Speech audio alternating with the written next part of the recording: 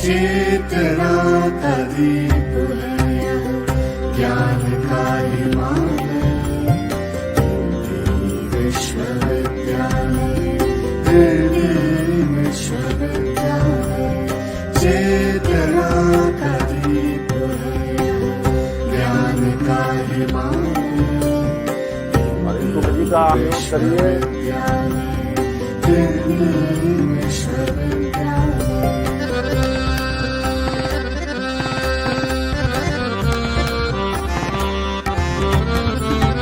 नस्ल धर्म और देशों की सीमाएं टूट रही, एक पाँव रख कर देखो सौराहें फूट रही। सत्य अहिंसा और शोध के, सत्य अहिंसा और शोध के सपनों का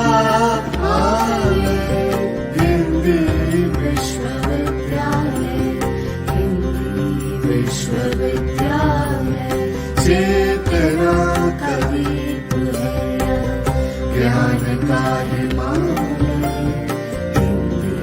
विश्वविद्यालय, विश्वविद्यालय।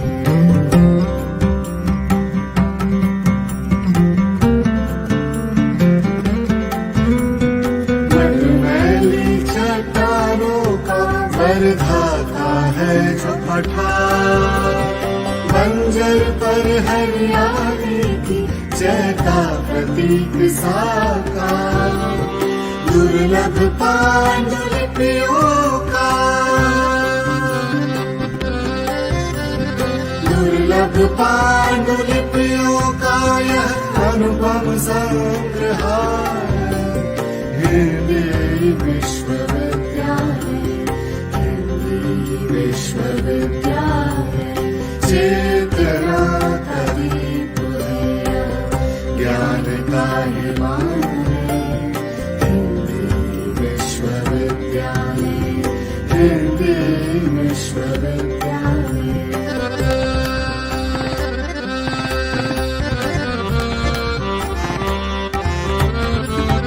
विद्या बुद्धि मनीषा की इस तपोभूमि का ताप बने, चिंतन का आलाप बने, अपने दीपक आप बने। अंधकार के विरुद्ध है यह,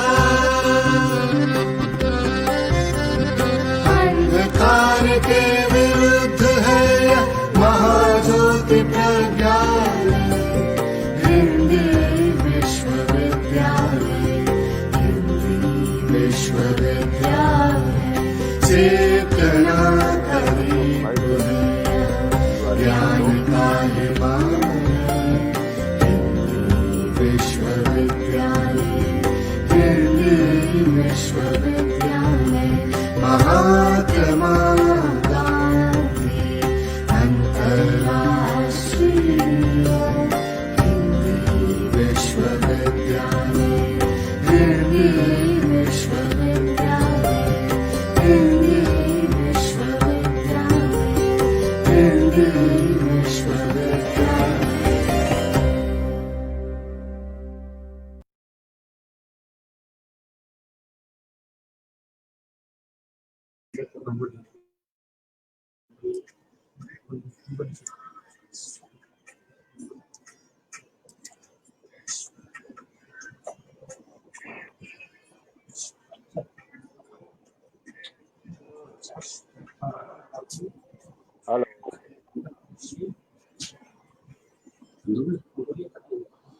नमस्कार।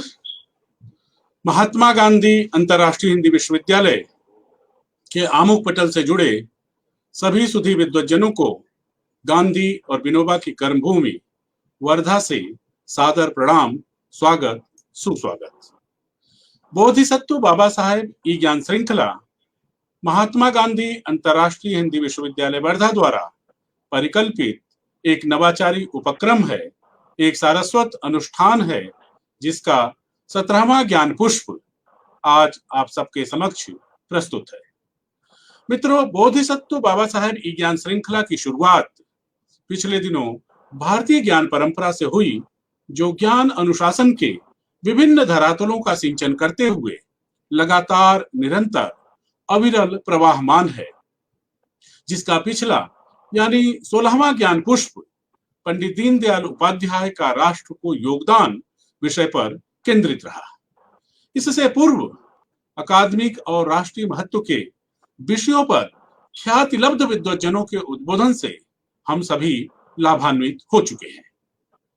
इस साप्ताहिक संवाद श्रृंखला का उद्देश्य वर्तमान समय के अपने क्षेत्र के श्रेष्ठ ज्ञान संपन्न, संस्कृति व संस्कार से परिपूर्ण अग्रणी बुद्धिजीवियों के उद्बोधन से हमारे अनुभव व समझ को विस्तार देना है। ज्ञान सृजन का केंद्र और विश्वविद्यालय होने के नाते हमारा अकादमिक और सामाजिक उत्तरदायित्व है कि ऐसे सरोकारों को हम संबोधित करें जिससे राष्ट्र का उत्थान हो, समाज संस्कारवान हो और युवा मानस ज्ञान व गौरव बोध से समृद्ध हो। इन्हीं लक्ष्यों को केंद्र में रखकर बोधिसत्व बाबा साहेब ई ज्ञान श्रृंखला का निरंतर अविरल संचालन प्रसारण किया जा रहा है। विश्वविद्यालय के माननीय कुलपति आचार्य रजनीश कुमार शुक्ल जी का भारतीयता के प्रति समर्पण, उनकी भारतीय बोध के प्रति स्पष्ट दृष्टि, शिक्षा संस्कृति के उन्नयन के प्रति आपकी दृढ़ इच्छा शक्ति तथा समय, समाज और संस्कार के प्रति सजगता का सुफल है यह बोधिसत्व बाबा साहेब ई ज्ञान श्रृंखला का प्रसारण। इस अकादमिक सांस्कृतिक अनुष्ठान के फलीभूतीकरण के अवसर पर श्रृंखला की अध्यक्षता कर रहे माननीय कुलपति जी का की आभासी उपस्थिति हमें संबल दे रही है, हमारा उत्साह वर्धन कर रही है। मित्रों, आज के प्रबोधन का विषय है इतिहास लेखन की भारतीय दृष्टि। आज इस अकादमिक सांस्कृतिक ज्ञान श्रृंखला के उद्बोधक हैं भारतीय ज्ञान परंपरा के वाहक, सामाजिक सांस्कृतिक व ऐतिहासिक चेतना के सजग प्रहरी माननीय श्री डॉक्टर बाल मुकुंद जी पांडे। उत्तर प्रदेश के पवित्र भूभाग कुशीनगर में जन्मे पले बढ़े डॉक्टर बाल मुकुंद पांडे जी आज राष्ट्र को समर्पित एक कर्म योद्धा हैं। आपने गोरखपुर विश्वविद्यालय से इतिहास में MA, B.Ed तथा जीवाजी विश्वविद्यालय ग्वालियर से महामना मदन मोहन मालवीय व्यक्तित्व एवं विचार विषय पर PhD की उपाधि अर्जित की है। राष्ट्र व समाज को अपना पूरा जीवन अर्पित करने के उपरांत उदात्त भाव के साथ वर्ष 1990 में आप राष्ट्रीय स्वयंसेवक संघ के प्रचारक निकले। उत्तर प्रदेश के विभिन्न भागों में प्रचारक के दायित्व का निर्वहन करते हुए आपने 3 वर्ष तक नेपाल में भी दायित्व निर्वहन किया। वर्ष 2007 से अद्यतन आप राष्ट्रीय स्वयं संघ से संबद्ध अखिल भारतीय इतिहास संकलन योजना के राष्ट्रीय संगठन सचिव के रूप में अहरनिश क्रियाशील हैं। भारतवर्ष की अनवरत चारिका कर आपने भारतीय इतिहास, संस्कृति, पुरातत्व एवं संबद्ध विषयों के विद्वानों को संगठित करने का महत्वपूर्ण कार्य किया है। आपकी अतुलनीय मेधा, समर्पण और अथक परिश्रम का ही प्रतिफल है कि अखिल भारतीय इतिहास संकलन योजना से संबद्ध भारतीय इतिहास संकलन समिति देश के सभी प्रांतों और अधिसंख्य जिलों में कार्यरत है। अद्भुत सांगठनिक क्षमता के धनी डॉक्टर बाल मुकुंद पांडे जी 100 से अधिक राष्ट्रीय एवं अंतर्राष्ट्रीय संगोष्ठियों का सफल आयोजन कर चुके हैं। देश और दुनिया भर के अकादमिक संस्थानों में 1000 से अधिक विशेष व्याख्यानों से आप लोगों को लाभान्वित कर चुके हैं। शोध व संगठन की दृष्टि से आपने अमेरिका, कंबोडिया, थाईलैंड, नेपाल व श्रीलंका आदि का प्रवास किया है। कंबोडिया में हिंदू धर्म के प्रसरण वो वहां के मंदिरों, नेपाल के जनजातीय समाज व श्रीलंका में भगवान राम से संबंधित 653 स्थलों का आपने गहन सर्वेक्षण व अध्ययन किया है। महामना तथा पत्रकारिता, भारत रत्न महामना तथा राष्ट्रीय पुस्तक न्यास से वर्ष 2018 में प्रकाशित महामना मदन मोहन मालवीय व्यक्तित्व एवं विचार आपके प्रमुख ग्रंथ हैं।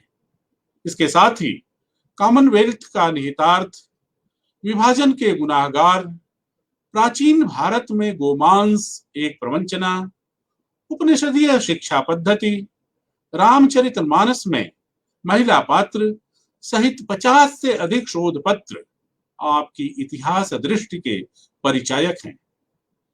यूरोपीय साम्राज्यवादी इतिहासकारों द्वारा भारतीय इतिहास व संस्कृति के विषय में आरोपित मिथ्या व निर्मूल स्थापनाओं को तोड़ने व भारतीय इतिहास का सत्यपरक व मूल चित्र प्रस्तुत करने हेतु आप कृत संकल्पित हैं। ऐसे ख्यातिलब्ध इतिहासविद, समाज व राष्ट्र के धरोहर, भारतीय परंपरा के अग्रणी सुचिंतक, विचारक मान्यवर डॉक्टर बालमुकुंद जी पांडे का मैं महात्मा गांधी अंतर्राष्ट्रीय हिंदी विश्वविद्यालय परिवार की ओर से इस आभासी पटल पर हार्दिक स्वागत, अभिनंदन करता हूं और पूरे आदर व सम्मान के साथ अनुरोध कर रहा हूं कि आप अपना प्रबोधन प्रस्तुत करने की कृपा करें। आदरणीय डॉक्टर बालमुकुंद जी पांडे।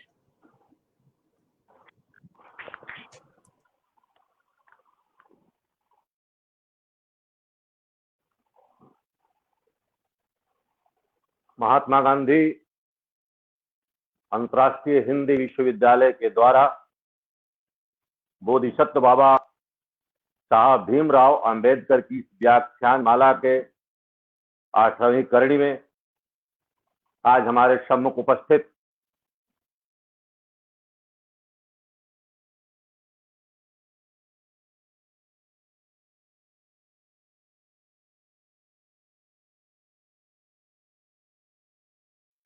रजनीश शुक्ल जी, प्रोफेसर अनिल राय जी, विश्वविद्यालय के सारे गुरुजन वृंद तथा सहयोगी बंधु भगिनी, महामारी के इस काल में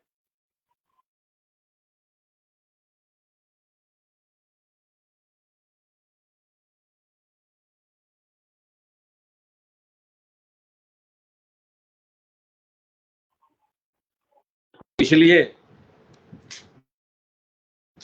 आवश्यक है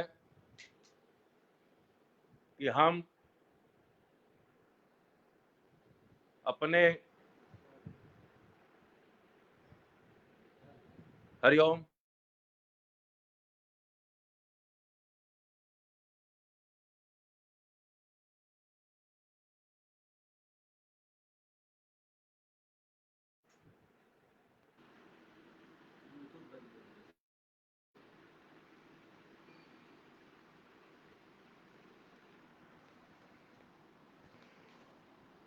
जी, आवाज मिल रही है आपकी? जी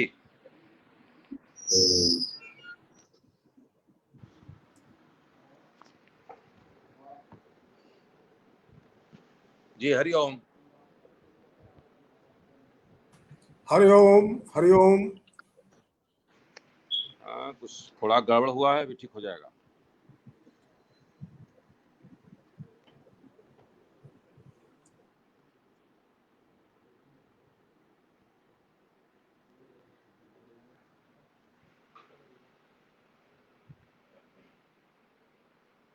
लोकल है ना वो, जब फोन आ रहा है तो अपना काम शुरू कर दे रहा है।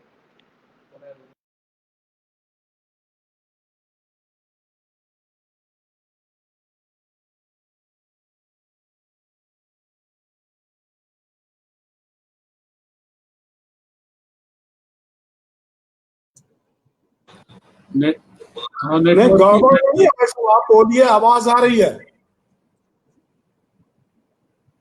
फिर निकल गए। नेटवर्क की वजह से कुछ बाधा है, क्योंकि अभी लगता है कि डीलिंक हो गए।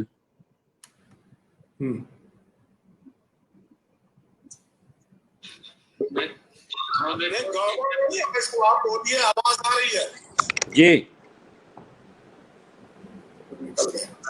भारतीय इतिहास लेखन की राष्ट्रीय दृष्टि, भारतीय दृष्टि।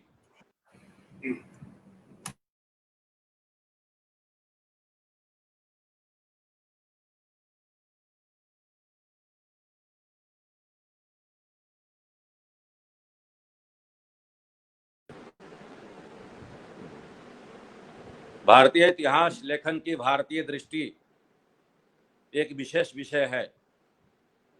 फ्रांस का एक इतिहासकार हैमर ने बड़े व्यथित होकर लिखा है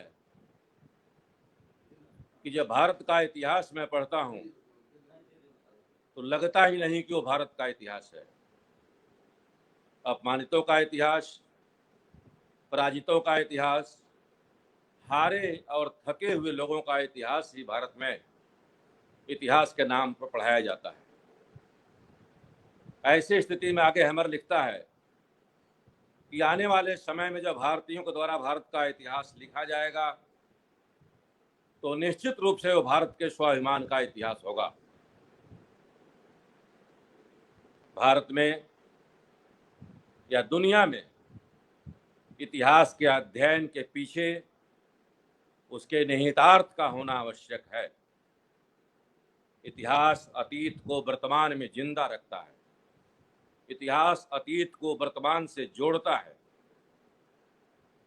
ऐसी स्थिति में जो भारत के इतिहास लेखन के जो एविडेंसेस हैं वही पूरी तरह से डिस्टॉर्टेड हैं और उसको डिस्टॉर्ट करने का प्रयास किया गया है। आचार्य रघुवीर कहते हैं कि भारत का संपूर्ण इतिहास जानने के लिए बाद के 200 वर्षों का इतिहास जानना बहुत आवश्यक है,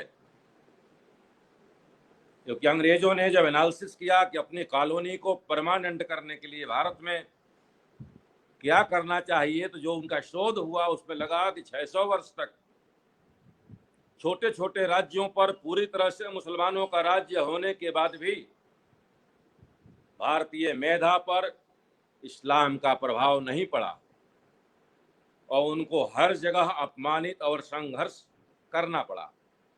इसलिए 1813 में इंग्लैंड में बने चार्टर्ड के आधार पर यह निश्चित किया गया कि जब तक भारत में धर्म परिवर्तन नहीं होगा, जब तक पादरियों का प्रवेश नहीं होगा,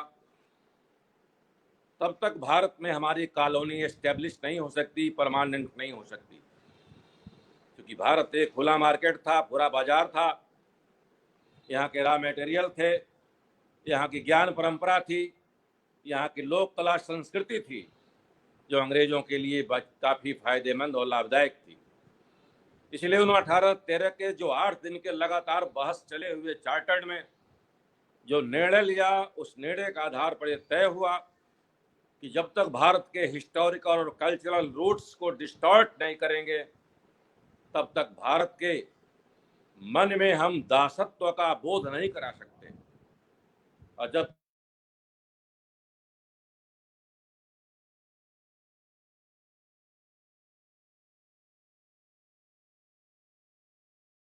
तक भारत के जनमानस में दासत्व, उस चार्टर्ड के आधार पर सर्वप्रथम भारत के इतिहास को बदलने का प्रयास किया और उसमें उन्होंने 2 महत्वपूर्ण फाइंडिंग को एस्टेब्लिश किया। पहला, यह सांप सपेरों का देश है, यह मूर्खों का देश है, ये जंगली लोगों का देश है। लेकिन जब उनके सामने वेद वांग्मय आया, पुराणों का इतना बड़ा संग्रह आया, ब्राह्मण ग्रंथ आए, निरुक्त के माध्यम से व्याकरण से लेकर और गुरु शिष्य परंपरा के उस परंपरा जो उपनिषद के नाम से जाना गया, रामायण और महाभारत जैसे महाकाव्य सामने आए, अनेक ब्राह्मण ग्रंथ, अरण्यक, कथा, कहानी और महाकाव्यों का एक जब जंगल उनको दिखाई दिया तो उन्होंने अपने फाइंडिंग बदली और उसको प्रूफ करने के लिए उन्होंने कहा कि ये सारी रचनाएं जो हुई है वो रचनाएं आर्यों के द्वारा हुई है और आर्य भारत के नहीं हैं, वो कहीं मध्य एशिया से आए थे। अर्थात जो भी सभ्य लोग भारत में हैं, जो लिटरेट हैं, जो विद्वान हैं, वो बाहर से आए हैं। अर्थात मूल रूप से जो भारतीय हैं वो जंगली हैं और सांप सपेरे और अंधविश्वास के और जंगली से लोग हैं, मूर्ख लोग हैं। इसलिए उन्होंने भारत के इतिहास में पादरियों का हस्तक्षेप और धर्मांतरण का कार्य प्रारंभ कराया। लेकिन जब एविडेंसेस मिले कि सरस्वती की नदी थी, वो नदी कैसी थी, तो नदी तमें सरस्वती, अंतः सलीला सरस्वती, ऐसे सरस्वती के तट पर आर्यों ने बैठ करके और विश्व कल्याण के लिए किरणतो विश्व आर्यम के उद्घोष के साथ और भारत के इतिहास को वैदिक वांग्मय से प्रारंभ किया। तो उन्होंने दूसरी फाइंडिंग हमारे सामने लाई और ये कही कि सरस्वती नदी नहीं थी, वह एक बरसाती नदी थी। अर्थात सरस्वती नदी नहीं होने के कारण से उसके तट पर वेद की रचना और आर्यों का कार्य, ये दोनों वांछित नहीं है। उसके अलावा उन्होंने भारतीय मेधा को अपमानित करने के लिए हमारे सामने एक नई बात कही, और वो ये कही कि आर्य वो हैं जिनकी नाक लंबी है, जो गोरे हैं, लंबे हैं और जो बर्बर हैं। अर्थात जैसे हम हैं वैसे वो भी हैं। वो गोरे हैं, वो लंबे हैं, उनकी नाक लंबी है, और जिस प्रकार बर्बरता हम करते हैं उस प्रकार से वो भी बर्बर हैं। और उन्होंने मोहनजोदड़ो हड़प्पा की सभ्यता को नष्ट करके और द्रविड़ों को दक्षिण में ढकेल दिया। इस प्रकार की समस्याएं और इस प्रकार के फाइंडिंग के माध्यम से हमारा इतिहास स्टार्ट हुआ। बाद में जेम्स मिल के द्वारा एशियाटिक सोसाइटी की स्थापना कर और भारत के इतिहास को विद्रुत करने का प्रयास किया गया, और ये कहा गया कि भारत का इतिहास बहुत प्राचीन नहीं है। दूसरी बात कही गई कि भारत का इतिहास, भारत में इतिहास का सेंस ही नहीं था, इतिहास का बोध ही नहीं था। और फिर जेम्स मिल, जो कभी भी भारत में नहीं आया था, उसने भारत के इतिहास का काल विभाजन किया और उसको कहा,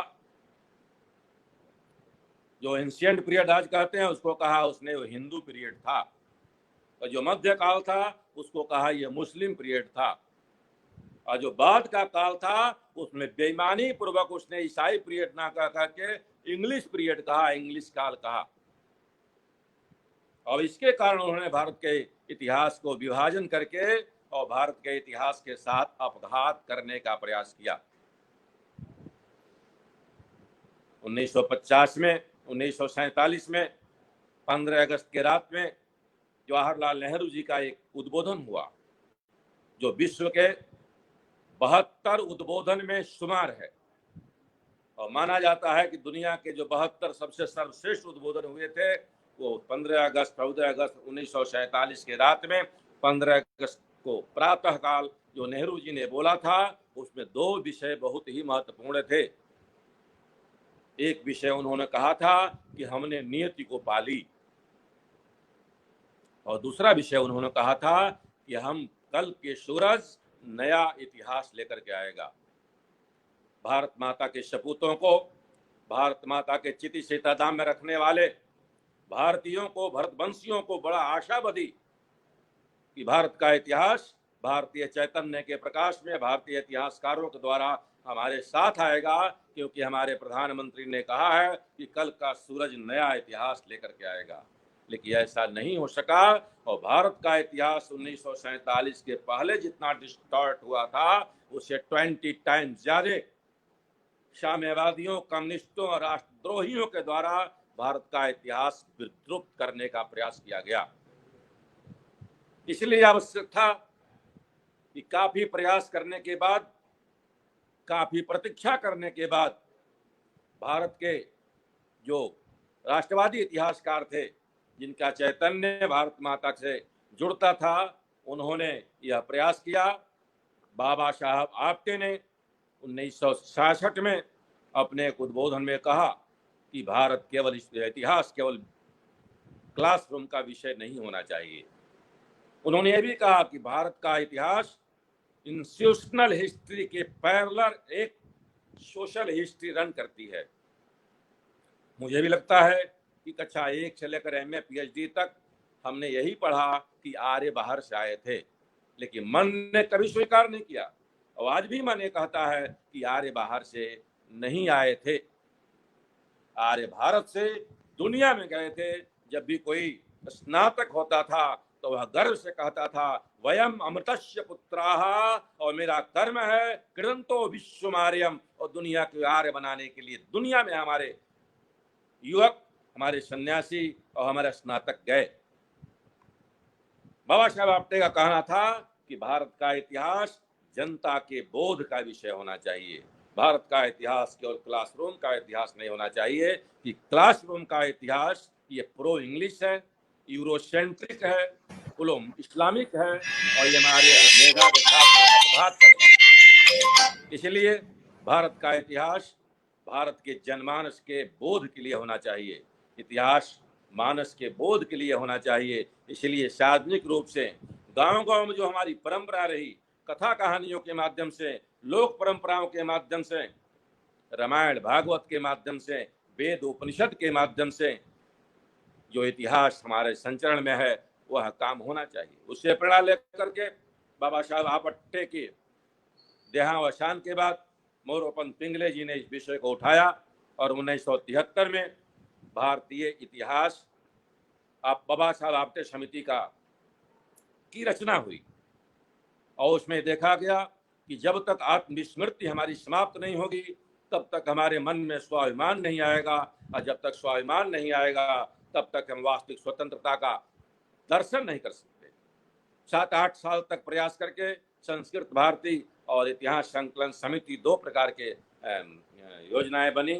1980 में इतिहास संकलन समिति, इतिहास पुनर्लेखन समिति के नाम से संगठन चले। 1994 में अखिल भारतीय इतिहास संकलन योजना का उद्भव और विकास हुआ, क्योंकि हम देखते हैं कि इतिहास पुनर्लेखन का विषय नहीं है। हमारे पूर्वजों ने लाखों करोड़ों वर्ष के इतिहास को विभिन्न पन्नों में, मौखिक परंपरा में, श्रोत परंपरा में, कथा कहानियों में, भित्ति चित्रों में संग्रहित करके रखा है।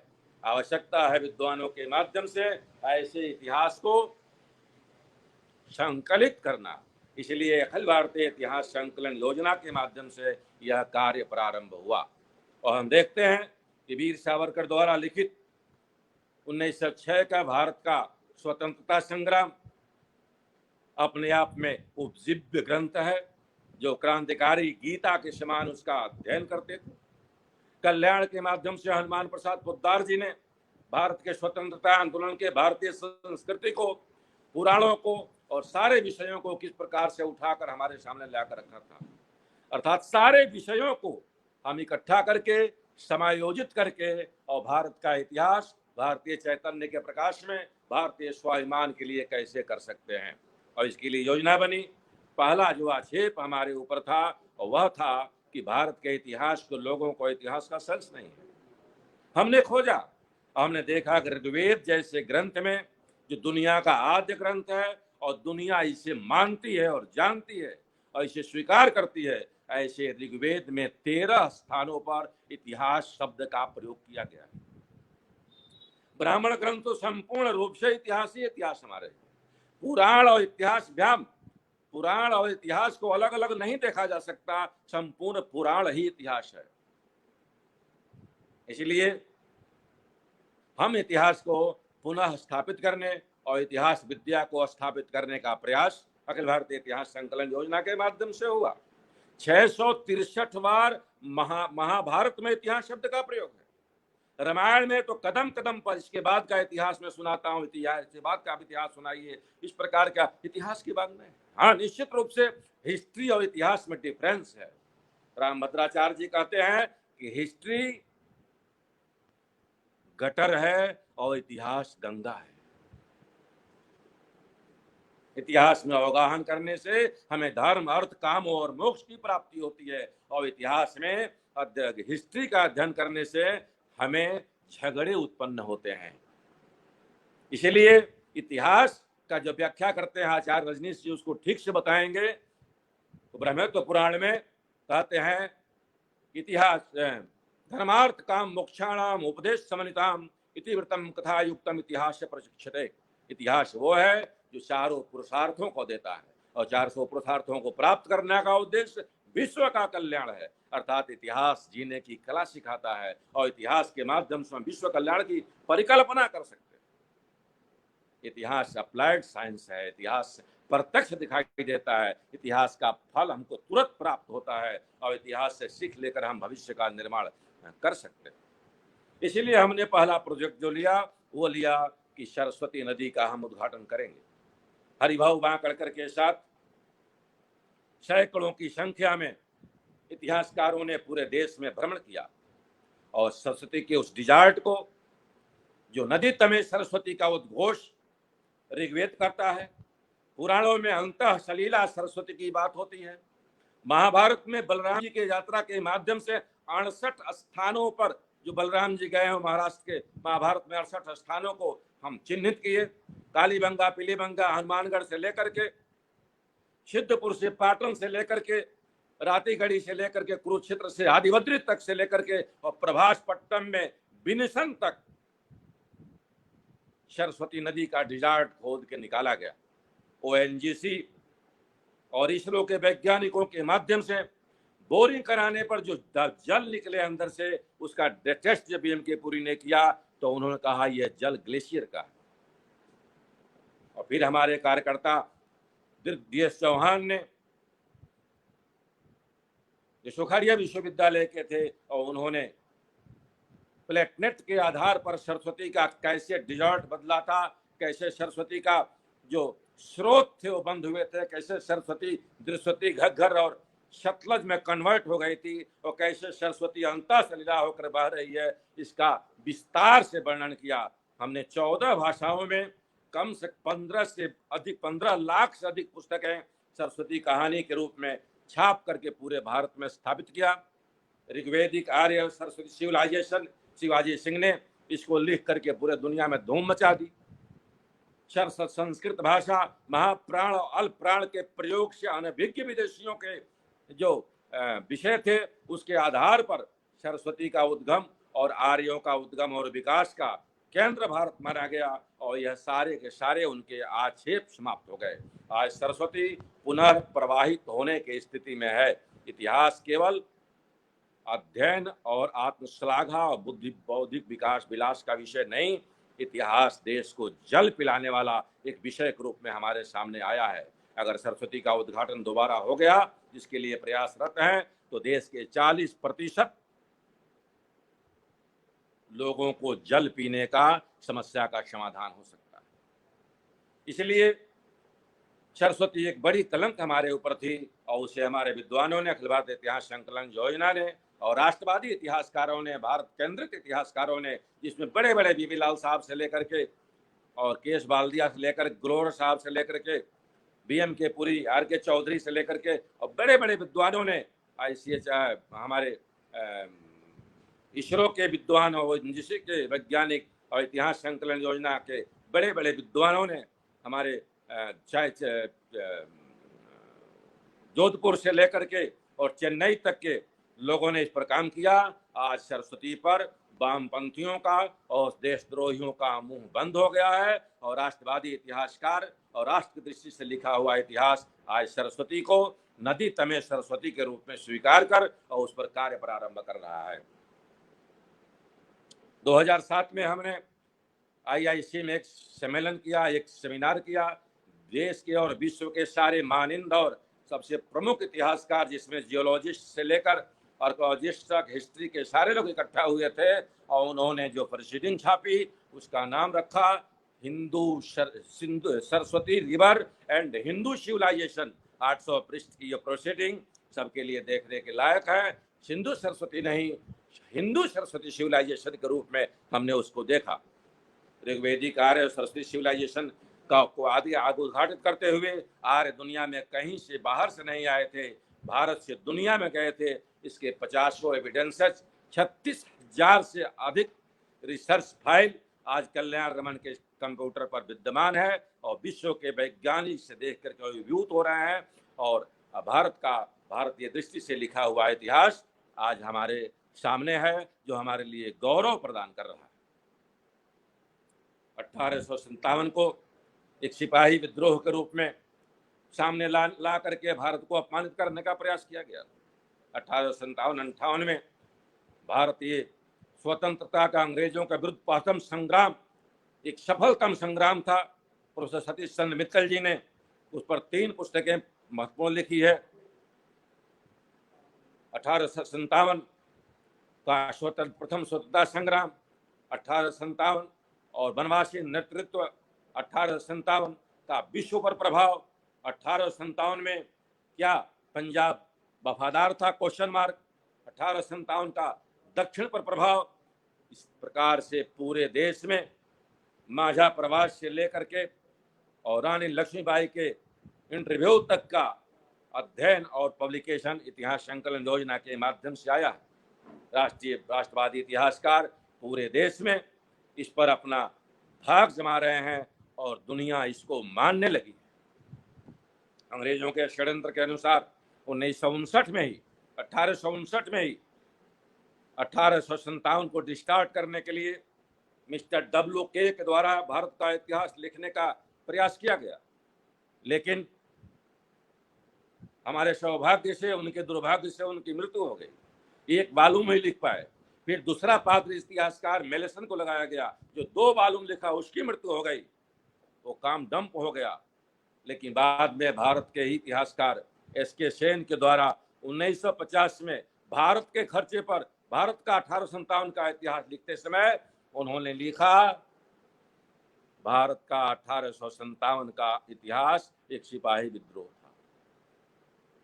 अखिल भारतीय इतिहास संकलन योजना ने वीर सावरकर के विषयों को लेकर के और भारत के पूरे देश का सर्वे करके 1 साल लगा करके और भारत का इतिहास का एक विहंगम दृष्टि के रूप में जब हम संतों का योगदान और कुंभ मेले में किया गया प्रयोजन, आने वाले 20 स्थानों से एक साथ आक्रमण और अंग्रेजों पर उसका प्रभाव पर जो चर्चा की और उस पर जो 1857 के ग्रंथ का हमने निकाला सामने किया, तो जी न्यूज ने उस समय 57 सेकंड के लिए अपना साइट बंद कर दिया था। तो 57 सेकंड के बाद जब अपनी साइट खोली तो इरफान हबीब जो रो रो कर जीवन भर यही कहता रहा कि वो सिपाही विद्रोह है, उसकी मुंह खोली और उसने कहा कि 1857 सिपाही विद्रोह कहना ये बहुत पुरानी बात हो गई। ये हमारी बहुत बड़ी विजय है।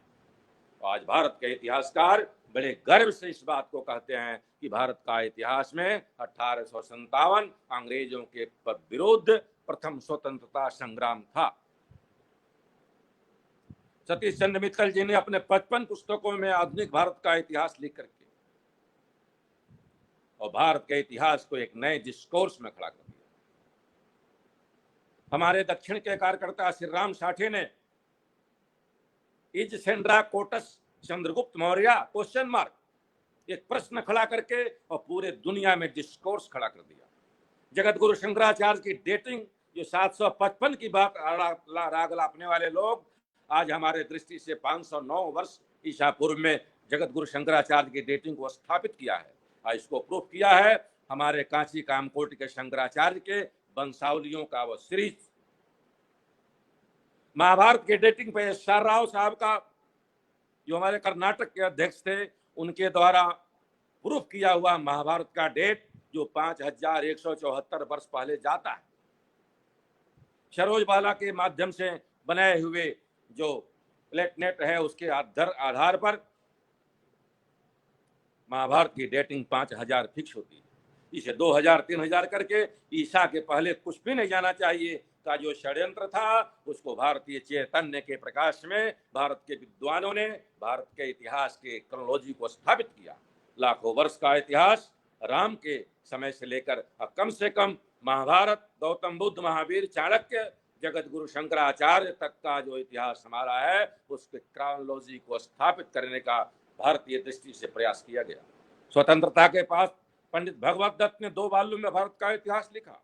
उन्होंने डॉक्टर राजेंद्र प्रसाद जी को चिट्ठी भी लिखी थी कि भारत का इतिहास डिस्टॉर्टेड है, क्योंकि उसके पहले भगनी निवेदिता ने कहा था कि भारत के स्वतंत्रता के पहले कोई पहला काम होना चाहिए तो भारत का इतिहास भारतीय चैतन्य के प्रकाश में भारतीय इतिहासकारों के द्वारा ही लिखा जाना चाहिए।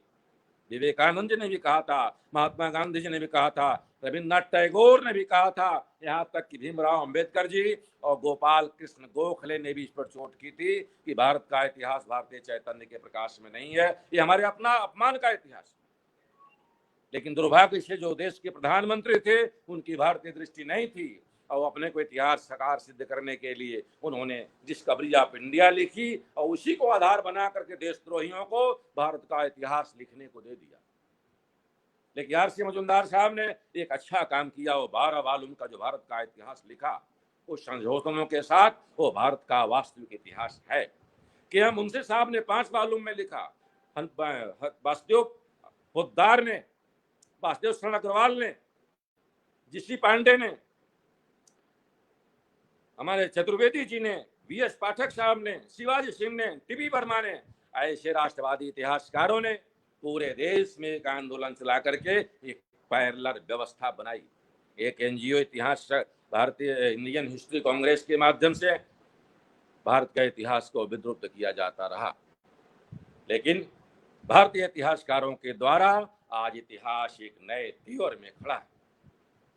सतीश चंद्र मित्तल जी ने जेम्स मिल के उस इतिहास विभाजन को चुनौती देते हुए और उन्होंने कहा कि विभाजन यह गलत है, कोई मुस्लिम हिस्ट्री और ईसाई हिस्ट्री और हिंदू हिस्ट्री नहीं हो सकती। स्वतंत्रता के बाद इतना चेंज किया गया कि हिंदू हिस्ट्री को एंशिएंट हिस्ट्री कर दिया गया, मुसलमानों का हिस्ट्री को मेडिवल हिस्ट्री कर दिया गया और मॉडर्न और ईसाइयों की हिस्ट्री को मॉडर्न हिस्ट्री कर दिया गया। ये ठीक नहीं। ये हमने विचार किया, इतिहास संकलन योजना और भारत के राष्ट्रवादी इतिहासकारों ने इसका विचार किया और विचार का परिणाम हुआ कि के.एम. मुंशी के उस काल विभाजन को थोड़ा संशोधन करके हमने सामने लाने का प्रयास किया। तो सतीश चंद्र मित्तल जी ने बड़े प्रयास करके सांस्कृतिक राष्ट्रवाद के 4 अध्याय नामक पुस्तक में उस विभाजन को खारिज करते हुए कहा कि हमारा विभाजन का इतिहास का सलगता होनी चाहिए, इतिहास सलग होना चाहिए। इतिहास दुनिया में कहीं भी विभाजित इतिहास नहीं पढ़ाया जाता, क्योंकि हमारा इतिहास लाखों करोड़ों वर्ष का है, इसीलिए उसको 4 अध्यायों में हम पढ़ सकते हैं। और उसका पहला अध्याय हो सकता है सांस्कृतिक विस्तार का काल। वह प्रारंभ चाहे हम 1 अरब 97 करोड़ वर्ष से शुरू करें, जब से धरती सूर्य और चांद का उदय हुआ है तब शुरू करें, जब से सृष्टि का उद्भव और विकास हुआ है तब से शुरू करें, या महाभारत के काल से शुरू करें, हर्षवर्धन तक का काल, ये हमारे सांस्कृतिक विस्तार का काल है। हरवंश वैराय कहते हैं कि दुनिया के नक्शे के किसी भी भाग में पॉइंटर से कोई स्थान बताओ तो मैं भारत माता का लाल ये कह सकता हूं कि भरतवंशियों का वहां कंट्रीब्यूशन क्या है। अर्थात पूरे दुनिया में भारतीय संस्कृति की धाक थी और उसके कारण से हम विश्व गुरु के रूप में कहाए गए और दुनिया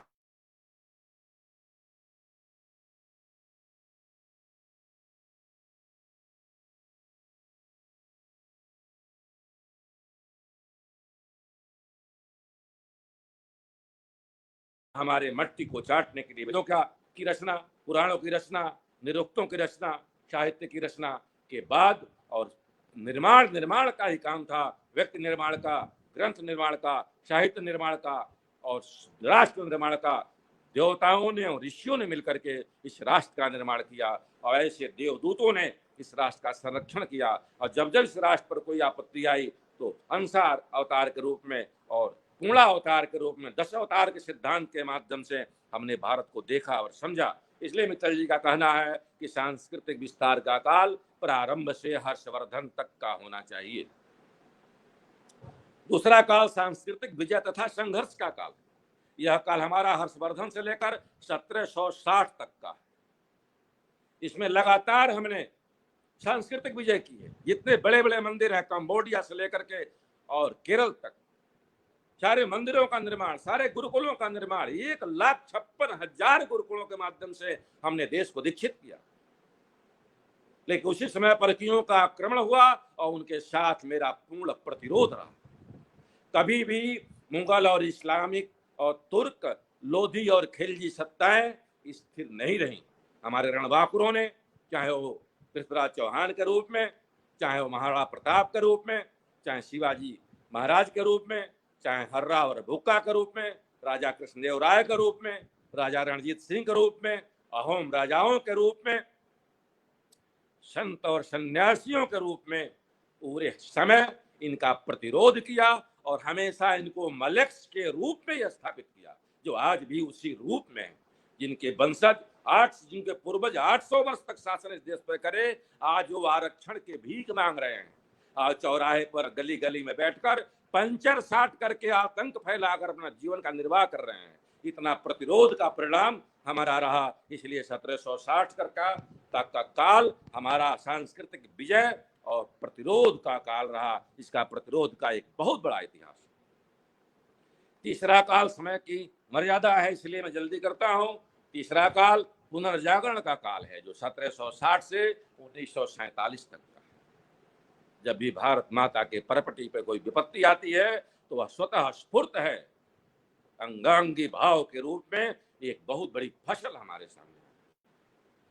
1835 में मैकाले ने भारतीय शिक्षा नीति को बदलने का प्रयास किया और ये कहा कि भारत में मूर्ति पूजक नहीं रह पाएंगे, लेकिन 1836 में ही रामकृष्ण परमहंस का जन्म होता है, जो काली माता के पूजा के माध्यम से, अपने शिष्य के माध्यम से विश्व के साथी पर मूर्ति पूजा और काली माता और भारत माता का सिक्का जमाता है। उसके बाद लगातार कहीं दयानंद सरस्वती, कहीं स्वामी विवेकानंद, कहीं भीमराव अंबेडकर, कहीं महात्मा गांधी, कहीं डॉक्टर मुंजे प्रांजपे, कहीं डॉक्टर हेडगेवार, कहीं वीर सावरकर, कहीं मदन मोहन मालवीय, कहीं लाल बाल पाल का उद्भव और विकास होता है। यह हमारा काल पुनर्जागरण का काल है। साहित्यों के माध्यम से, क्रांतियों के माध्यम से, स्व के जागरण के माध्यम से, राम सिंह कूका जैसे आंदोलनकारियों के माध्यम से, वनवासी नेतृत्वों के माध्यम से, और पूरे देश में स्थिति ऐसी बनती है कि अंग्रेज को अपनी कंपनी का राज्य समाप्त करके और विक्टोरिया के भारत का कमान अपने हाथ में लेना पड़ता है। और इतना ही नहीं तो 1885 में एक सेफ्टी वाल्व के रूप में कांग्रेस नामक संस्था का स्थापना करना पड़ता है। लेकिन वीर सावरकर द्वारा लिखित पुस्तकें, हनुमान प्रसाद पोद्दार द्वारा रामायण और गीता और कल्याण के माध्यम से गोरखपुर से लेकर कलकत्ता तक बुद्धिजीवी वर्गों में पराधीन सपने सुख नाही,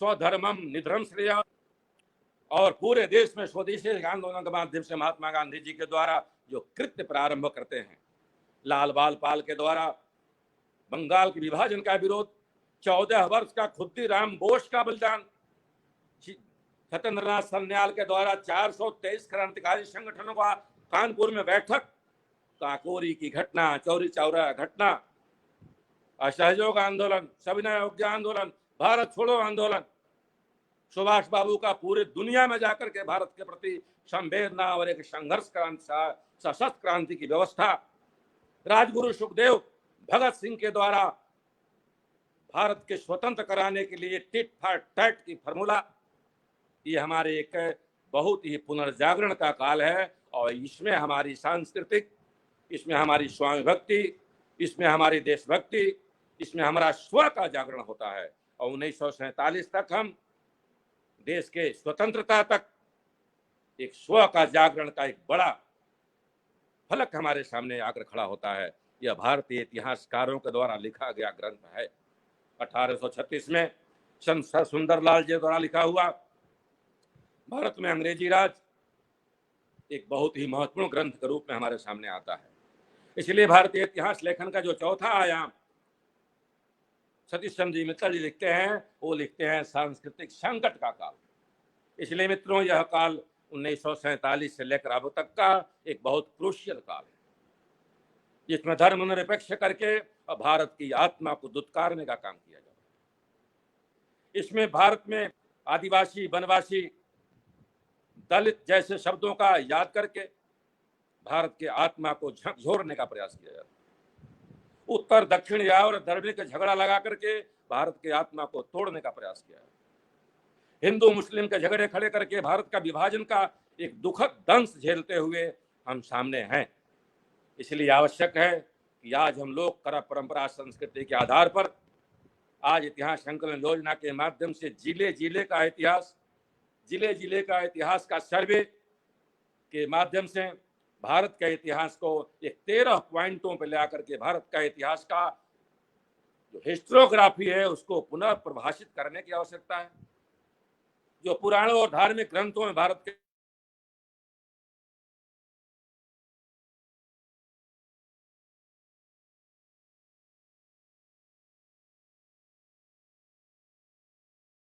इतिहास के रूट्स हैं, जो जड़ें हैं, को पुनः स्थापित करने की आवश्यकता है।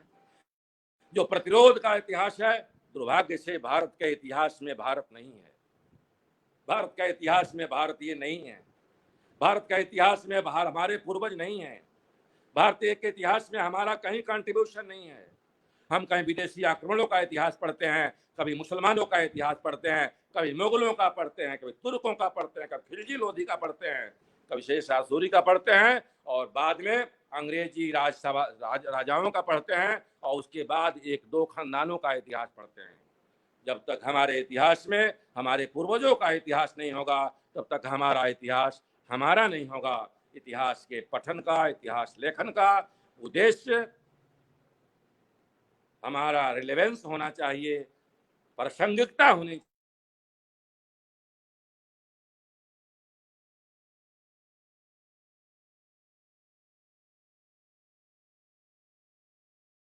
चाहिए। और आज के इतिहास के द्वारा भारतीय स्वाभिमान के लिए करें, और इसके आधार पर एक हम भारतीय चेतना की दृष्टि में इतिहास को देखें। भारतीय चैतन्य के प्रकाश में इतिहास का संशोधन हो, भारतीय इतिहास के चैतन्य के प्रकाश में पुस्तकों का प्रकाशन हो, भारतीय चैतन्य के प्रकाश में सिलेबस का निर्माण हो, ताकि आने वाली पीढ़ी अपने पूर्वजों पर गर्व करे और एक गर्वोन्नत स्वाभिमानी भारत के निर्माण में हमारा इतिहास सहायक हो। आपने धैर्यपूर्वक, इतना विद्वानों ने मेरे कपोलबाजी को इतनी शांतता से सुना, इसके लिए आप सब लोगों को बहुत बहुत धन्यवाद, सादर प्रणाम। जय भारत, वंदे मातरम।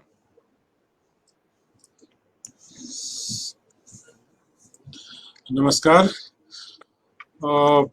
भारत बोध से परिपूर्ण इतिहास ज्ञान व विचार युक्त हृदय स्पर्शी प्रबोधन के लिए श्रद्धेय डॉक्टर बालमुकुंद जी पांडे को सादर साधुवाद। अब मैं महात्मा गांधी अंतर्राष्ट्रीय हिंदी विश्वविद्यालय के यशस्वी कुलपति, तुलनात्मक धर्म दर्शन के ख्यातिलब्ध विद्वान आचार्य रजनीश कुमार शुक्ल जी से बड़े आदर और सम्मान के साथ अनुरोध कर रहा हूं कि वह अध्यक्षीय उद्बोधन प्रदान कर हमें अनुग्रहित करें। साथ ही यदि कुछ प्रश्न जिस पर समाधान की आवश्यकता हो, उन्हें आप लेने की भी कृपा करें। प्रोफेसर रजनीश कुमार शुक्ल।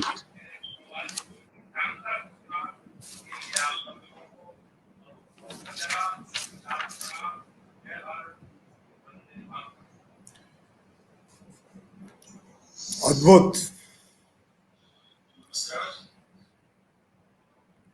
अकल्पनीय, आंखें खोलने वाला, शरीर को जागृत और बुद्धि को झंकृत करने वाला एक व्याख्यान हम लोगों ने सुना। भारतीय इतिहास भारतीयों की दृष्टि से, भारत की दृष्टि से, भारत के प्रकाश में और भारत के भविष्य के लिए कैसा लिखा जाना चाहिए, कैसा लिखा जा रहा है। यूरंडपंथी इतिहास ने, दुनिया का केंद्र जिसमें यूरोप बनता है, उस इतिहास ने किस प्रकार से भारत की ऐतिहासिक दृष्टि को विद्रूपित किया, ये सब कुछ एक व्याख्यान में समेटना और इस प्रकार की हुई ऐतिहासिक गलतियों को ठीक करने की दृष्टि से, रास्ते पर ले आने की दृष्टि से किस प्रकार के विविध प्रयास भारतीयों के द्वारा अनवरत किए जा रहे हैं, इन सब को प्रस्तुत करने वाला एक महनीय व्याख्यान प्रस्तुत हुआ है। मजेदार बात यह है कि बालमुकुंद जी ने पहली ही बात एक भ्रम का संजाल जो बना हुआ है कि इतिहास का पुनर्लेखन होना चाहिए, इसको खारिज किया। उन्होंने कहा इतिहास के पुनर्लेखन की आवश्यकता नहीं है। इतिहास जो लिखा गया है, इतिहास जो लिखित रूप में प्राप्त है, इतिहास जो विविध साक्ष्यों से अभिव्यंजित हो रहा है, प्रकाशित हो रहा है, प्रमाणित हो रहा है, उसको पढ़ने और पढ़ाने के क्रम में ले आना आवश्यक है। सवाल को नहीं है, दो ही सवाल हैं। एक डॉक्टर ज्ञान प्रकाश मिश्र जी का सवाल है काशी हिंदू विश्वविद्यालय से।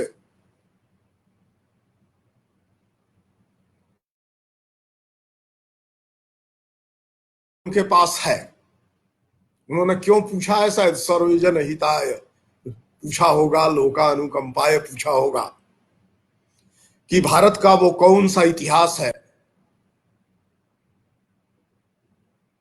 जो, मेरी आवाज तो मिल रही है अनिल जी? मेरी जी सर, रही है? जी सर, जी सर, सुंदर। हाँ, भारत का वो कौन सा इतिहास है, अंग्रेजों के पूर्व का वो कौन सा इतिहास है जिसको पढ़ा जाए? अब इतिहास पढ़े जाने की बात कही जा रही है कि इतिहास का किताब पढ़े जाने की बात कर रही है, इसमें थोड़ा मुझे कंफ्यूजन है। तो मैं इतिहास जो पढ़ा जाए उसकी बात कर रहा हूं। अंग्रेजों के पूर्व भारत का वह इतिहास जो ललितादित्य की कृतियों से लिखा गया है, अंग्रेजों के पूर्व का वह इतिहास जो आक्रांताओं से लड़ते हुए महाराणा प्रताप ने लिखा है, अंग्रेजों के पूर्व का वही इतिहास जो हिंदू पदपादशाही की स्थापना के संकल्प के साथ अपने संघर्ष से, अपने शौर्य से छत्रपति शिवाजी ने लिखा है, अंग्रेजों के पूर्व का वो इतिहास जो विजयानगरम राज्य ने सुशासन, सुव्यवस्था और लोक कल्याणकारी राज्य की अवधारणा के लिए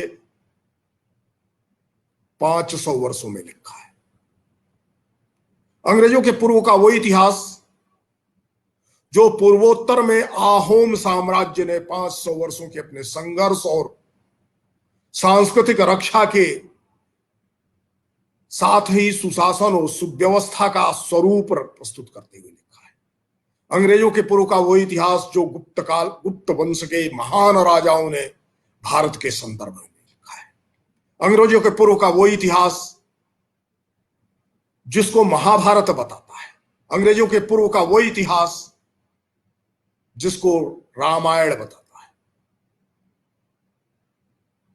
अंग्रेजों के पूर्व का वो इतिहास जिसका उन्मेष आचार्य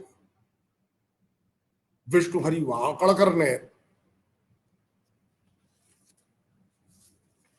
भीमबेटका गुफा के गुफा चित्रों के आधार पर उनका विश्लेषण करते हुए यह सिद्ध करके बताया था कि ये गुफाएं वो हैं जहां 1,75,000 वर्ष पूर्व मनुष्य रहता था और वो चित्रांकन भी करता था।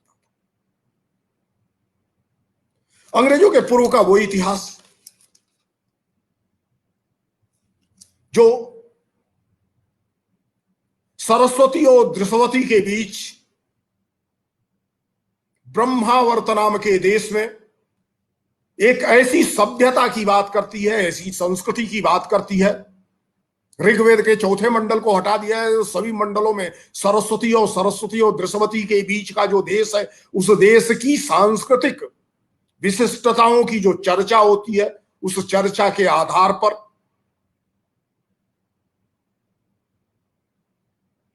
एक समुन्नत सभ्यता दृष्टि, एक ज्ञान केंद्रित समाज, एक समता और ममता से पूरित समाज जिसका अवबोध होना चाहिए, वो पढ़ा जाना चाहिए। यह निश्चित रूप से सिरमौर की पहाड़ियों से, सिरमौर राज्य के रूप में जिसका पुराण वर्णन करते हैं, जिसका वेद वर्णन करते हैं, उस सिरमौर की पहाड़ियों से लेकर के और राजस्थान में दृश्यवती से, सिरसा में दृश्यवती के पास मिलने वाली सरस्वती नदी जिसका ऋग्वेद वर्णन करता है और जो आज इसरो और ओएनजीसी के वैज्ञानिकों के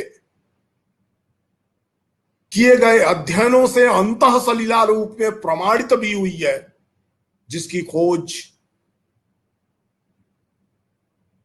और जिसके खोज के यत्न का परिणाम है इतिहास संकलन योजना का अखिल भारतीय चित्र, वो जरूर पढ़ा जाना चाहिए। वो पढ़ा जाना चाहिए जिसको दुनिया सिंधु घाटी सभ्यता, नदी घाटी सभ्यता, हड़प्पा मोहनजोदड़ो सभ्यता के नाम पर करती है और जिसके 2600 बस्तियों का उल्लेख प्राप्त होता है, जो सिंधु नदी से लेकर के सरस्वती नदी के बीच फैली हुई है और जिसमें आज भी दुनिया केवल 255 बस्तियां खोज पाई हैं। अगर वो 255 बस्तियां सत्य हैं तो 2600 बस्तियां जिनकी चर्चा भारत का वैदिक वांग्मय करता है, नामोल्लेख पूर्वक करता है, वो गलत नहीं है।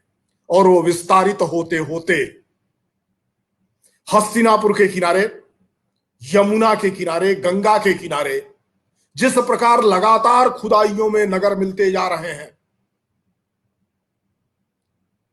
पहिया मिल रहा है, सोने के आभूषण मिल रहे हैं, फॉसिल्स मिल रहे हैं 5000 वर्ष पुरानी सभ्यता के। कहा था कि सिंधु घाटी सभ्यता में हथियार नहीं थे, तलवार नहीं थी, इसलिए वो नष्ट हो गई, बाढ़ से नष्ट हो गई। नागर सभ्यता थी, कृषि सभ्यता नहीं थी, आर्य सभ्यता ने कृषि सभ्यता लाई। इस प्रकार की बेवकूफी के तर्कों का प्रत्याख्यान कर सके, खंडन कर सके, उस प्रकार का इतिहास पढ़ा जाना चाहिए और वो इतिहास उपलब्ध है।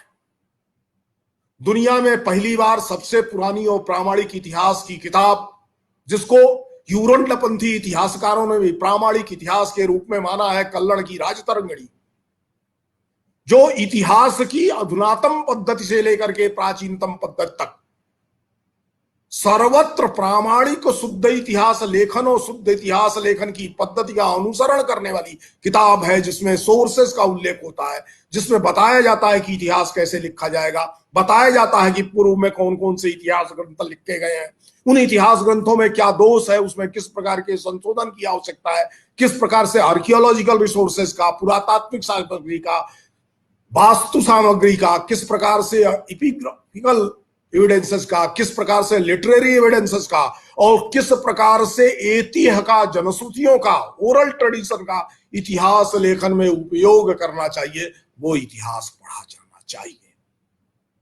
और ये सब कुछ आज हमको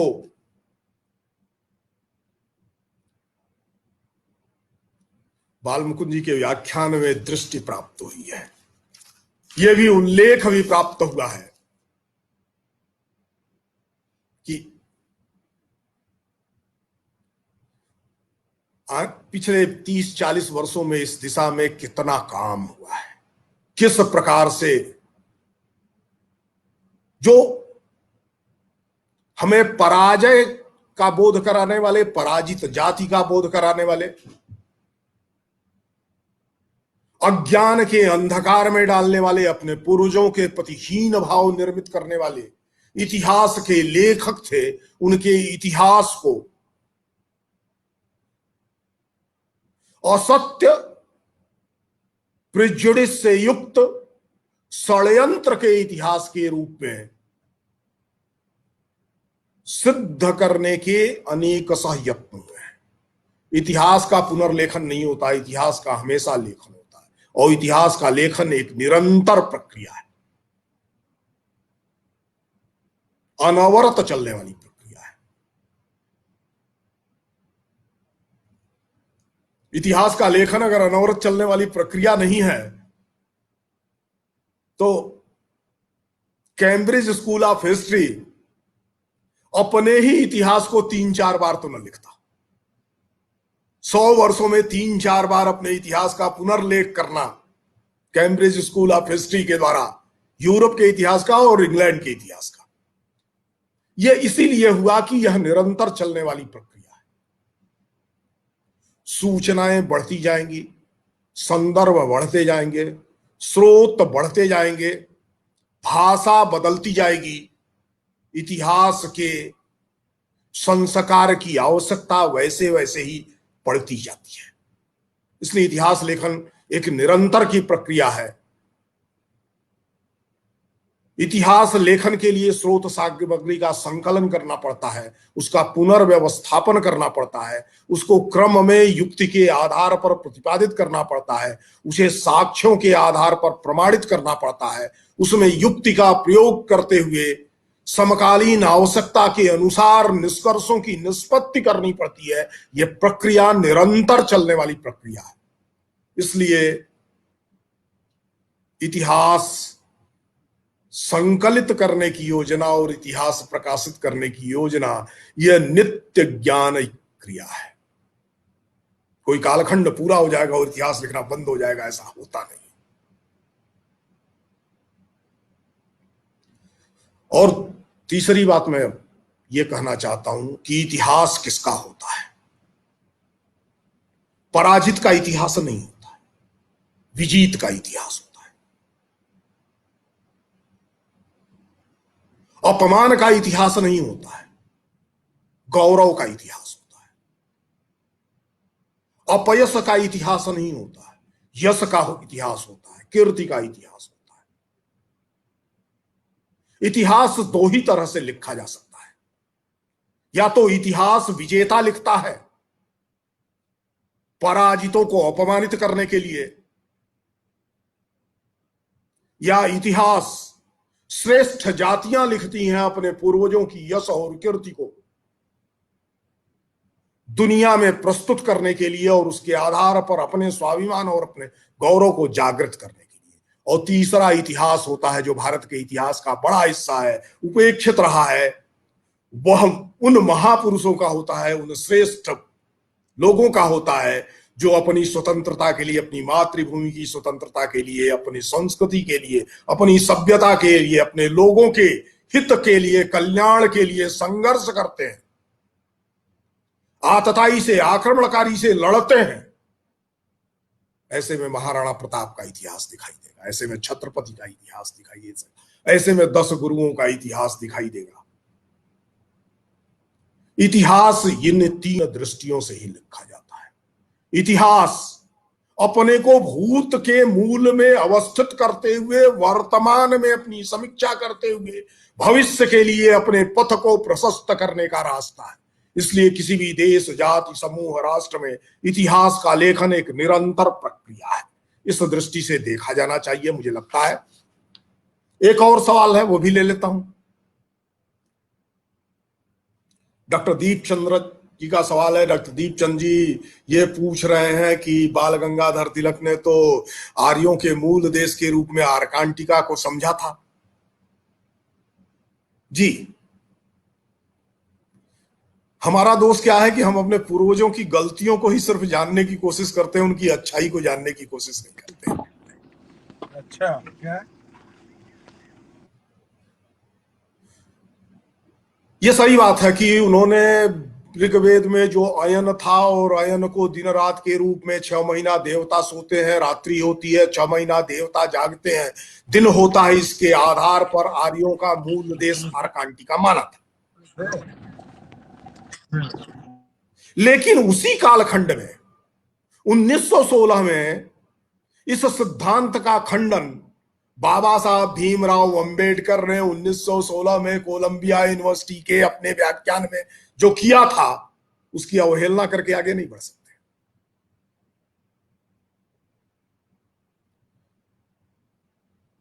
लोकमान्य तिलक की विशिष्टता है भारत के स्वातंत्र को भारतीयों के जन्मसिद्ध अधिकार के रूप में प्रतिस्थापित करना, जो भगवत गीता से आता है, जो वेदों से आता है, जो स्वराज्य सिद्धि जैसे वेदांत के ग्रंथों के द्वारा आता है। उस श्रेष्ठ कार्य को याद करने की आवश्यकता है। जिस प्रकार से उन्होंने भारत के आर्यों के इतिहास को वेदों के आधार पर मैक्स मूलर की अवधारणा को झुठलाते हुए कम से कम 25,000 वर्ष पुराना, और उससे कितना पुराना यह मालूम नहीं, यह प्रतिपादित करने की कोशिश की थी, उसकी तरफ ध्यान देना है। और जब वो कह रहे हैं आर्कांटिका के 6 महीने के दिन और 6 महीने की रात, तो अयन ज्योतिष का एक प्रचलन ऋग्वेद में और वेदों में दिखाई देता। उस अयन ज्योतिष के आधार पर, अयन के प्रकाश विज्ञान के आधार पर उसको समझने की जरूरत है। और जब सरस्वती जैसी नदी लुप्त हो सकती है, दृश्यवती अपना स्वरूप बदल सकती है, सिंधु अपना रूप बदल सकती है, सप्त सिंधु का मूल ब्रह्मावर्त प्रदेश पूरी तरह से गायब हो सकता है, तो धरती ने लाख वर्ष में, जिसकी वाकड़कर जी चर्चा कर रहे हैं, 1,75,000 वर्ष पूर्व भीम बैठका की गुफाओं में मनुष्य चित्र बना रहा था, 1,75,000, और वो प्रामाणिक है, कार्बन डेटिंग के द्वारा प्रमाणित है। तो 1,75,000 वर्ष पुराना मनुष्य का इतिहास जहां है, इस बीच इस धरती ने विविध बार गोरूप धारण किया है, यानी वह हिली है, वो चली है, वो बदली है, भूमि बदली है, पर्वतों ने रास्ता बदला है, नदियों ने रास्ता बदला है। और ऋग्वेद इसीलिए कहता है पर्वत उड़ रहे हैं नदियों को, वो इंद्र पर्वतों के पंख काट करके नदियों को बांध करके कृषि के योग्य भूमि बना रहा है। इस दृष्टि से जब हम विचार करते हैं तो भारत के इतिहास को 2-4 हजार वर्षों के इतिहास लेखन की प्रविधि के आधार पर समझने की गलती कर रहे हैं। 4,000 वर्ष पुराना, 4,500 वर्ष पुराना ताजा ताजा जहां रथ मिल जा रहा है, जहां तलवार मिल जा रही है, जहां सोने के आभूषण मिल जा रहे हैं, जहां मीनाकारी के आभूषण मिल जा रहे हैं, जहां चेहरा देखने के लिए ऐनक मिल जा रही है, जहां स्त्रियों के लिए उनके केस संवारने के उपकरण और विविध प्रकार की सामग्रियां प्राप्त हो जा रही हैं, मलमल जैसे वस्त्र प्राप्त हो जा रहे हैं, और ये सब प्राप्त हुए हैं, तब मैं कह रहा हूं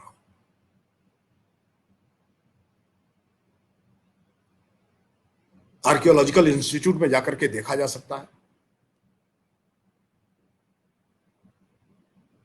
तो ये सब कुछ होने के बाद आर्कांटिका की अवधारणा, अयन की अवधारणा, अयन के आधार पर दिन रात का निर्णय, और अयन को आधार बना करके जीवन निर्धारण करने वाला, जीवन पद्धति का निर्धारण करने वाला समूह भारत से लेकर के आर्कांटिका तक अगर एक साथ था तो उसमें दिक्कत क्या है?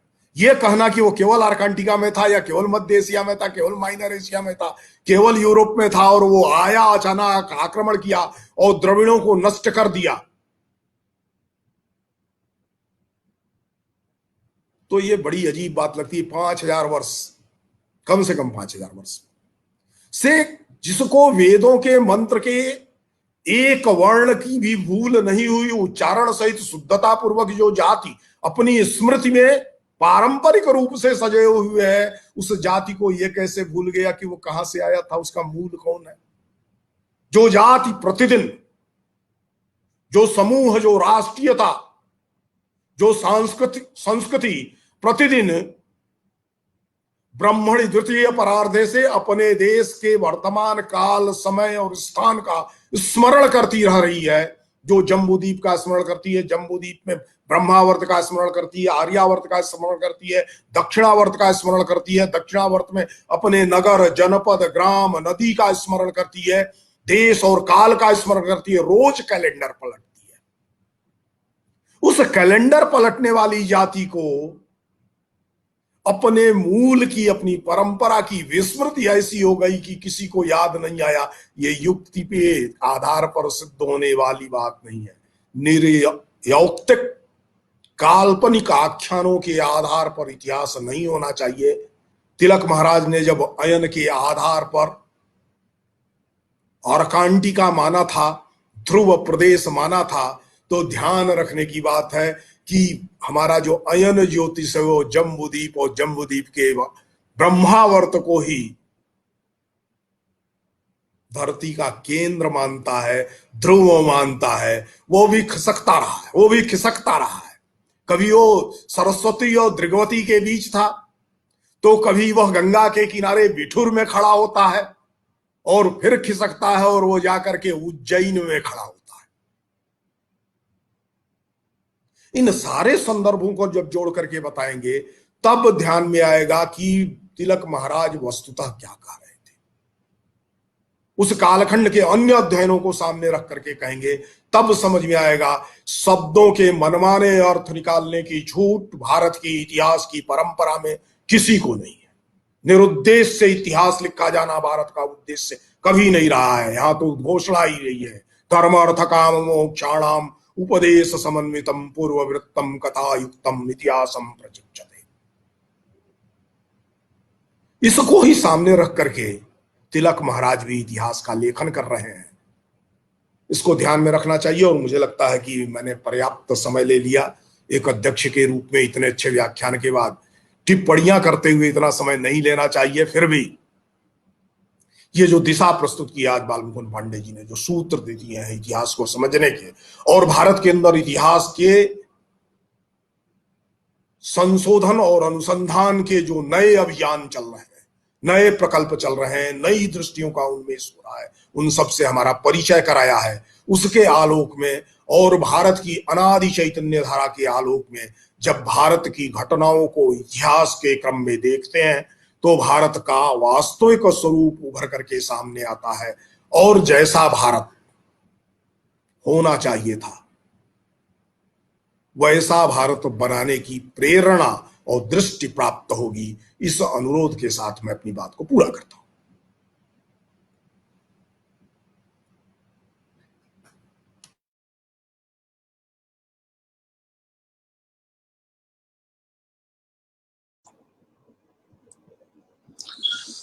धन्यवाद सर। इतिहास की आवश्यकता, भारत की इतिहास दृष्टि को साफ करने, भारत को समृद्ध करने, इतिहास की आवश्यकता, उद्देश्य और महत्व को स्पष्ट करने की दृष्टि से श्रद्धेय डॉक्टर बालमुकुंद जी पांडे का उद्बोधन आज ऐतिहासिक रहा। सार्थक समृद्ध करने वाले उद्बोधन के लिए आदरणीय डॉक्टर बालमुकुंद जी पांडे को हार्दिक साधुवाद।